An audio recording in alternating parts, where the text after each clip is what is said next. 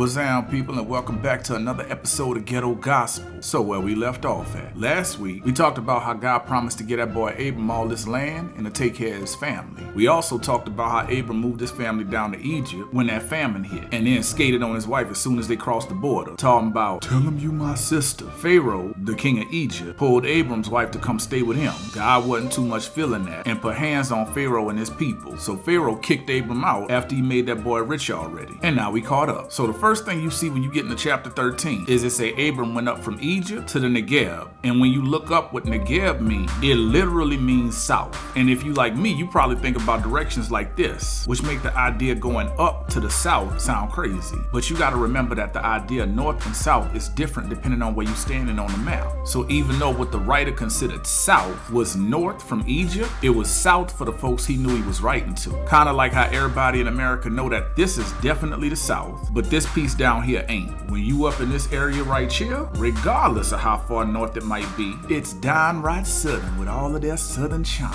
And for most folks down south, all of this is the north. But somehow the East Coast is just this little piece right here. And for most folks up north, all of this is the South. And somehow most of us only think about this when we think about the West Coast. And everybody in Texas just think the world map look like this. And that's just part of it. When they say they went up, that don't just mean they went north. In a lot of cases, going up in the Bible is kind of like saying making a come up or moving on up, like you going somewhere better. And if you think I'm making that up, all you got to do is read the next verse, because it says something about Abram that we ain't never read about him before. It say that he was very rich in livestock and in gold and in silver. And I got to pause right here, because if you grew up like I grew up, the closest thing to livestock you was ever gonna see was them horses in the Namtok parade. A lot of us don't really get how important and how valuable animals was back then. If you had livestock, you had milk, you had meat, you had the muscle to be able to plow up the ground and grow more food. And if you just kept your animals in the same place for long enough, simple multiplication meant eventually you was gonna end up with more cows or goats or oxes or whatever other kind of animal you had. Even nowadays, I just looked it up and the cheapest cow I was able to find was $1,200. Like, bruh, that's some coins. You could buy a brand new MacBook for that much. You could buy a used Maxima for that much. And if you like, what a car and a laptop got to do with some livestock, what happened if you take that Altima and go drive for a rideshare company?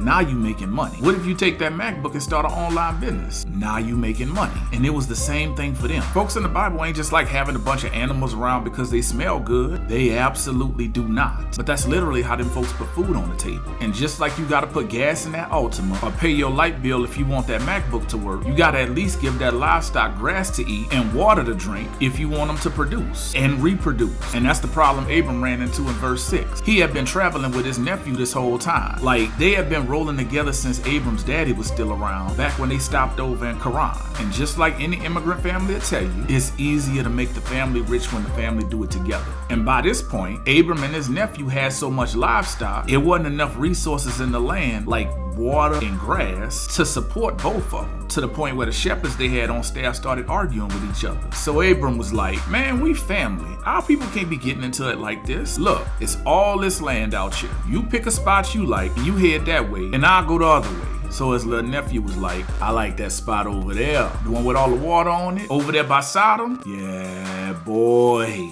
And Abram was like, all right, do you, fam? And took his people the other way. So the last pause I'm gonna take is this. If you've been reading in this part of the book I'm talking about, you probably noticed that here and there, they got these parentheses that give you little inserts about the story. They essentially giving you some foreshadowing that the people in the story might not know, but the person who doing the writing is giving you some future perspective to kind of fill you in. Like in verse 13, where it tell you that the folks in Sodom was evil and was sinning against the Lord. It stopped, it tell you that, and then it just keep on pushing what was happening. We talked all about this back in episode 7. So we gonna do like the word do and just keep pushing. So after Abram and Lot went their separate ways, God told Abram, "Say, bro, look where you standing at. Now look north, now look south, now look east and west. Everything you see, I'ma give to you and to your offspring forever. And if that wasn't enough, I'ma make your offspring like the dust of the earth. There's gonna be so many of them." And I bet y'all like, I done heard this already. Enough with the promise. But it's a couple of things to notice here. For number one, God said it a bunch of times, so I'm saying it a bunch of times. For number two, he said it different every time. This how he said it the first time. This how he said it the second time. time, and this how he said it the third time. And he said dust of the earth. When I first read that, I thought about it like the sand on the beach. But he said dust of the earth. You know how much dust it is? You ain't even gotta do nothing to get your house dirty, and dust gonna just show up out of nowhere. Anyway, if you paying attention, you'll notice how he gradually moving Abram into place. He took that boy from staying with his parents, to moving out on his own, to being rich, to having enough soldiers under his own roof, and people who had his back, to go to war with a whole city and win.